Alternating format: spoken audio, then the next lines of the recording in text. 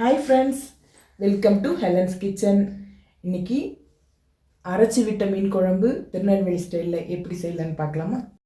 இன்றைக்கி கிழங்கா மீன் வாங்கியிருந்தேங்க. நல்லா ஃப்ரெஷ்ஷாக இருந்துச்சு.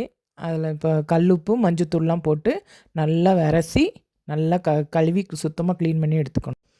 பாத்திரம் சூடானதும் நல்லா சுத்தமான நல்லெண்ணெய் ஊற்றிக்கிங்க. அதில் கடுகு, வெந்தயம், சின்ன வெங்காயம் நல்லா பொடிசாக நறுக்கி அதையும் கருவேப்பிலையும் போட்டு ஒரு சின்ன தக்காளி போட்டு நல்லா தாளிச்சிடணும்.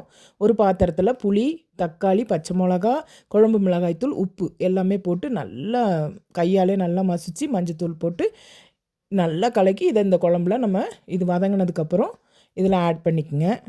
குழம்பு கொதிக்கிறதுக்குள்ளே நம்ம ஒரு மசாலா ஒன்று ரெடி பண்ணிக்கலாம்.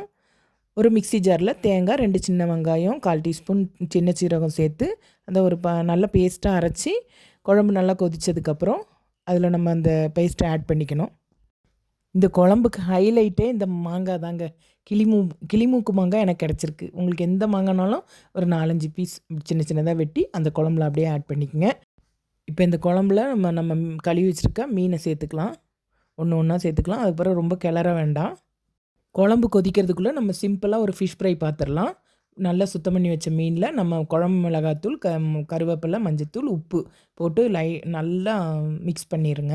லைட்டாக எண்ணெய் ஸ்ப்ரே பண்ணிக்கங்க. அதில் ஃபைனல் டச்சாக 4 பல்லு பூண்டை தட்டி போட்டு இறக்கிடுங்க. ஃபைனலாக நமக்கு இப்போ அரைச்சி விட்ட சூப்பரான திருநெல்வேலி மீன் குழம்பு தயார். ஃபிஷ் ஃப்ரையும் இப்போ நமக்கு ரெடி ஆயிடுச்சு.